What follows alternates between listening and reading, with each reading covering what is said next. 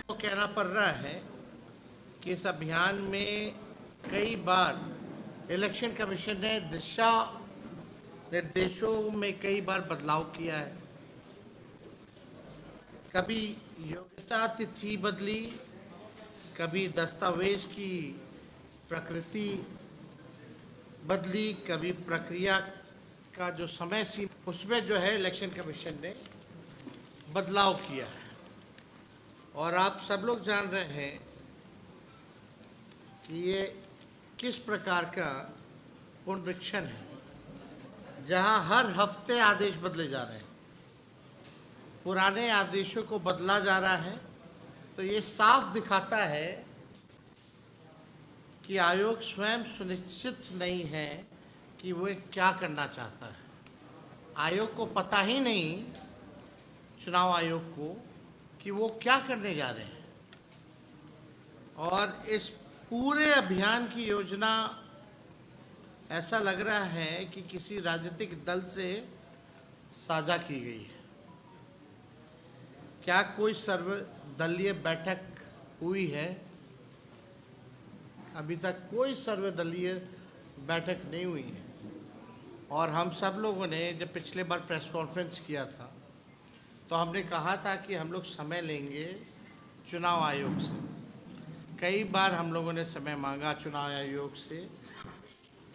कल भी हम लोगों ने समय मांगा है चुनाव आयोग से, लेकिन अभी तक कोई कंफर्मेशन जो है हम लोगों को नहीं मिला है। अब कितना दिन ही बचा है इस अभियान को, 1 महीने के अंतर्गत जो है ख़त्म करना है। 5-6 दिन हो चुके हैं। हम लोगों ने सवाल उठाए हैं, क्लैरिटी नहीं है। और इन्हीं अभियान के दौरान कई बार दिशा निर्देश, गाइडलाइंस, डॉक्यूमेंट्स, टाइम फ्रेम जो है उसमें बदलाव किया गया है। लेकिन चुनाव आयोग अभी तक हम लोगों को इन मुद्दे पर, जो गंभीर मसला है, लोकतंत्र में संविधान ने गरीबों को, हम सब लोगों को, नागरिकों को एक अधिकार दिया, वोट का अधिकार।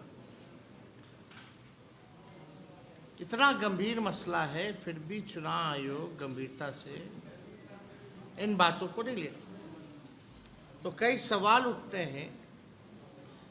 जो 11 डॉक्यूमेंट्स जो चुनाव आयोग मांगे हैं उस पर भी हम एक एक करके आप लोगों के समक्ष रखेंगे। वो 11 डॉक्यूमेंट्स क्या क्या हैं और कितने % हमारे बिहार के लोगों के पास है वो डॉक्यूमेंट। इसके बाद हमारी कुछ मांगे भी हैं जो चुनाव आयोग से, वो भी आप लोगों के समक्ष जो है हम लोग रखेंगे। ये ऐसा लगता है कि एक तरफा और गोपनीय चुनावी साफ सफाई नहीं है। चुनाव आयोग बिहार में गहन मतदाता पुनरीक्षण क्यों करा रहा है, इसके पीछे जो दलील दी गई है उसे हम पढ़ेंगे। और जो आयोग का जो दलील है उसकी मंशा से ही सवाल जो है खड़े उठते हैं। अब चुनाव आयोग आखिर क्या कारण है कि ठीक 2 महीने पहले चुनाव से इतना बड़ा निर्णय लिया है। अब पूरा नए सिरे से वोटर लिस्ट जो है 8 करोड़ लोगों का बनाने का काम करेगा। अब दलील क्या है? आयोग कहता है पिछली बार गहन मतदाता पुनरीक्षण वर्ष 2003 में हुआ था। उसके बाद से राज्य में शहरीकरण, सूचना का समय पर अद्यतन न होना तथा फर्जी और विदेशी नागरिकों के नाम सूची में दर्ज हो जाने जैसी समस्याएं सामने आई हैं। ऐसे में आयोग ने एक बार फिर पूरे राज्य में विशेष गहन पुनरीक्षण कराने का निर्णय लिया है। दिए गए कार्यक्रम का जो डेट है 1 जुलाई 25 से उसी के आधार पे 1 महीना के अंदर जो है इनको कंप्लीट करना है। ये दलील है चुनाव आयोग का। तो क्या केवल बिहार ही राज्य है, पूरे देश में क्यों नहीं करा रहे थे? ये सवाल तो उठता, वो भी ठीक 2 महीने पहले। अब सवाल ये उठता है कि शहरीकरण, सूचना का समय अद्यतन, फर्जी विदेशी नागरिक, इसका जो है प्रक्रिया इसलिए शुरू कराया गया। तो ये प्रक्रिया 1-2 साल पहले क्यों नहीं शुरू कराई गई? जब लोकसभा का चुनाव ही खत्म हुआ था तो उसके बाद से ये प्रक्रिया शुरू कर लिया। अगर आपको लग रहा था कि 2003 के बाद 2025 में फर्जी वोटर्स अगर आ गए हैं तो इस प्रक्रिया को 1-2 साल पहले ही शुरू कर लेना चाहिए था, तो किसी प्रकार का अफरा तफरी नहीं होती। अभी सब लोग हड़बड़ाए हुए हैं, सब लोग कंफ्यूजन में हैं, और चुनाव नवंबर में संपन्न होना है और 25 दिन के भीतर इतना गहन पुनरीक्षण कैसे संभव है, ये सवाल उठता है। दूसरा, आयोग कह रहा है कि बीएलओ 3 बार, महत्वपूर्ण है, बीएलओ 3 बार मतदाता के निवास स्थल पर जाएंगे। अगर बताए गए पते पर मतदाता नहीं मिलेंगे तो उसका नाम वोटर लिस्ट से हटा दिया जाएगा। मतदाताओं को गहन पुनरीक्षण के लिए भौतिक रूप से उपस्थित रहना पड़ेगा, यानी फिजिकली उपस्थित रहना पड़ेगा। आयोग के इस नियम का शिकार वो कौन कौन लोग होंगे?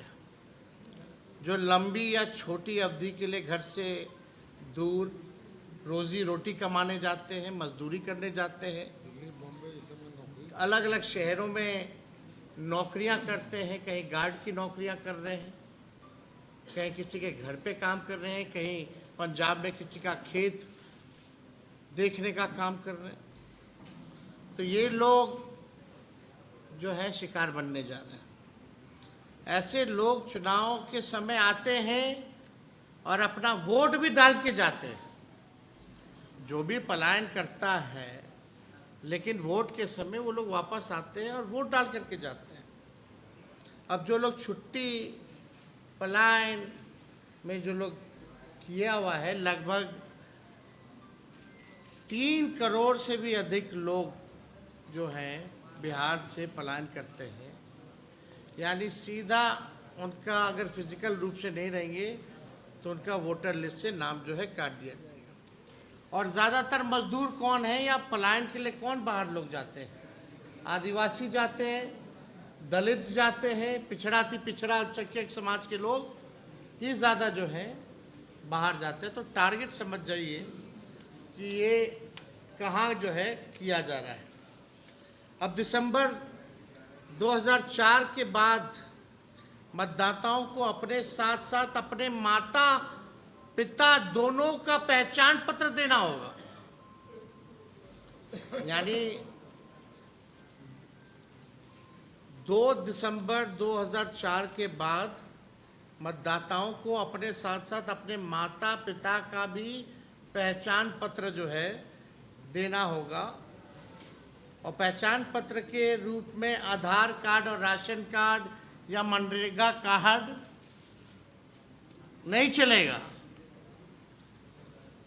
अब चुनाव आयोग द्वारा 11 दस्तावेज जो है मान्यता प्रदान की गई, लेकिन हम पहले भी आते हैं, कई जगह कितना लोग का आधार कार्ड भी बना है। ये तो सरकार के लोगों को बताना चाहिए। हम पूछना चाहते हैं कि सरकार के लोग या चुनाव आयोग पता करके बताए कि बिहार में कितने लोगों के पास आधार कार्ड है, लेकिन ये भी मान्यता नहीं है। अब आइए, जो 11 दस्तावेज जो मान्यता जो चुनाव आयोग ने दिया है,